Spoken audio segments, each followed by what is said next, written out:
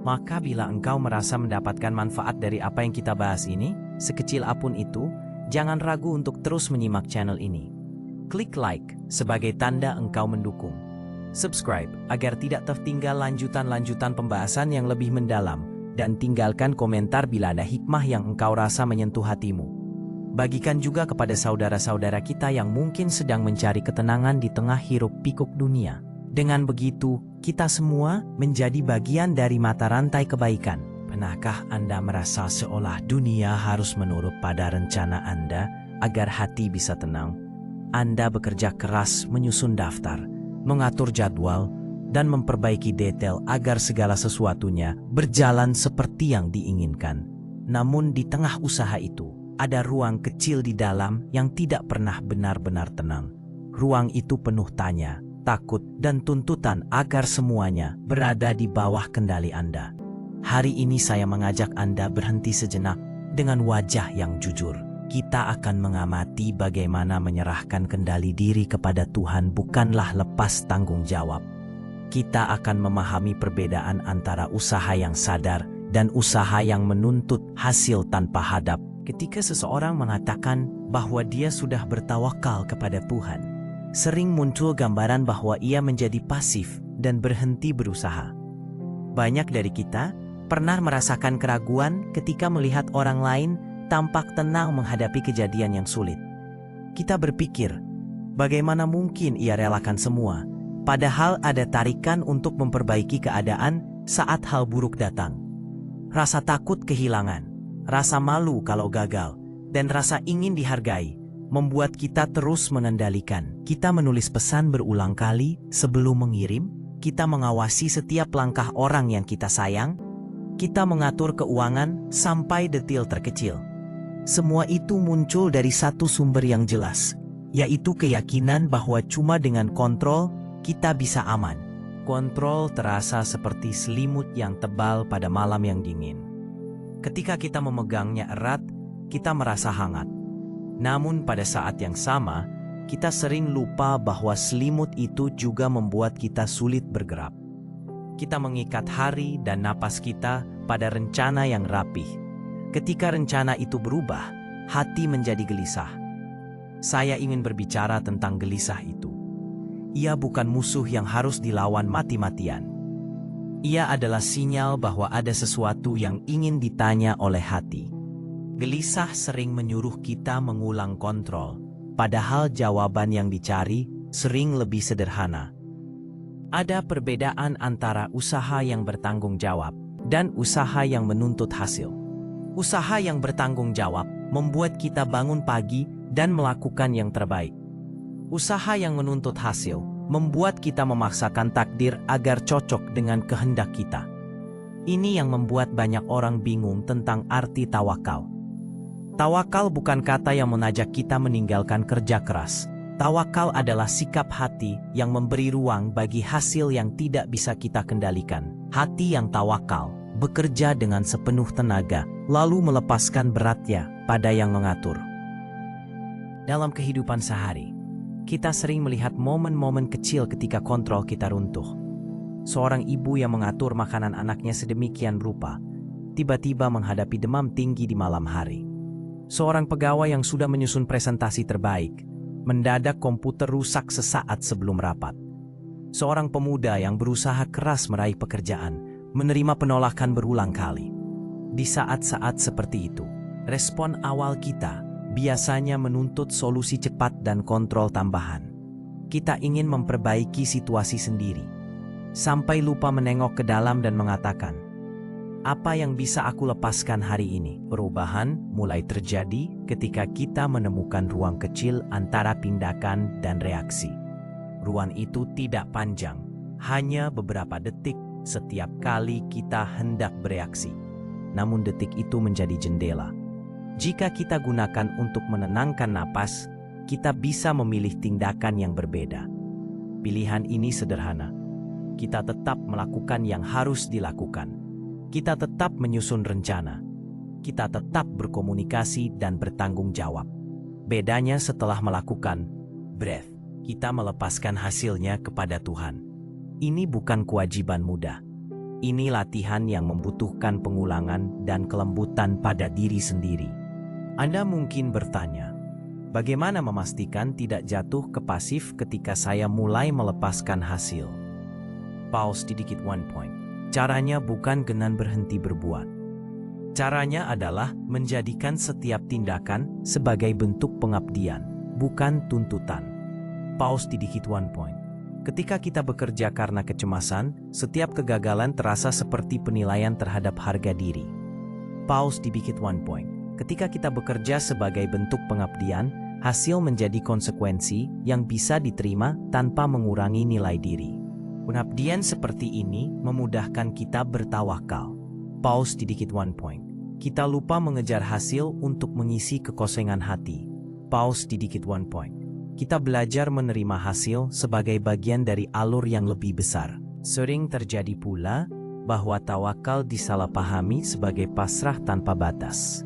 Kita lupa bahwa ada tanggung jawab yang bersumber dari rasa cinta pada diri sendiri dan orang lain. Menyerahkan kendali bukan berarti membiarkan orang lain terlantar. Menyerahkan kendali berarti melakukan bagian kita dengan sungguh-sungguh, lalu tidak memaksa dunia untuk membalas sesuai harapan. Contoh sederhana muncul dalam hubungan. Seorang pasangan bisa merawat dan berbicara jujur, namun tetap menerima pilihan pasangan yang berbeda. Di sisi lain, sikap terus memaksa hasil sering menciptakan jarak dan luka.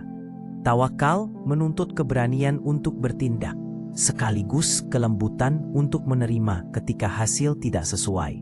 Ada saat-saat ketika kontrol kita terasa mustahil untuk dilepaskan. Ketika rasa takut menguasai, kita mencari bukti nyata agar hati mau tenang. Kita ingin melihat tanda bahwa Tuhan mendukung rencana kita. Ketika tanda itu tidak muncul, kita panik. Dalam momen seperti ini, ada pelajaran tentang kepercayaan yang lebih mendalam. Kepercayaan bukan soal bukti.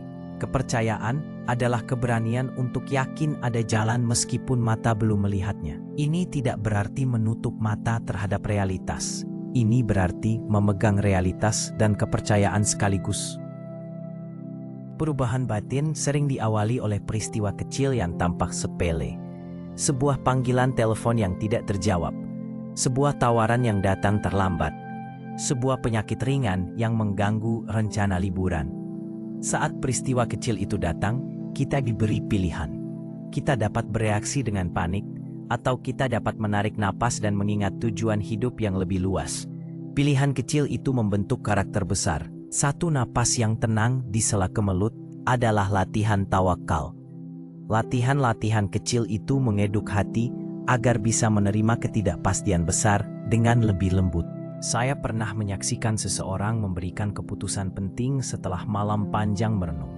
Ia menimbang semua risiko dan manfaat secara rasional. Lalu ia melakukan doa dan tidur tanpa rasa tertekan. Keesokan harinya, pilihan yang dibuat terasa ringan. Tidak karena hasil sudah pasti, tapi karena ia telah mempersiapkan diri, bertindak lalu melepaskan hasilnya. Itu adalah bentuk tawakal yang nyata. Bukan menyerah, bukan pula memaksa. Hanya keberanian untuk membiarkan hidup berjalan setelah kita melakukan bagian kita. Dalam praktik sehari-hari, menaruh ketergantungan hati kepada Tuhan tampak dalam tindakan sederhana. Saat membuat rencana, tuliskan langkah konkret yang bisa dilakukan hari ini. Lakukan langkah itu dengan sungguh-sungguh. Setelahnya, luangkan waktu untuk menerima kenyataan yang mungkin berbeda dari harapan. Jika hasil tak sesuai, jangan biarkan diri jatuh ke kritik yang meruntuhkan. Alihkan perhatian kepada hal lain yang masih bisa dijaga. Dengan cara ini, tawakal juga terlihat jelas dalam cara kita menghadapi kehilangan. Kehilangan mengajarkan tentang batas kontrol kita. Anak yang meninggal, pekerjaan yang lepas, rumah yang hilang, semuanya memaksa kita mengakui keterbatasan. Reaksi umum sering adalah kemarahan dan penyangkalan. Namun ada orang-orang yang menerima kehilangan dengan kewajaran.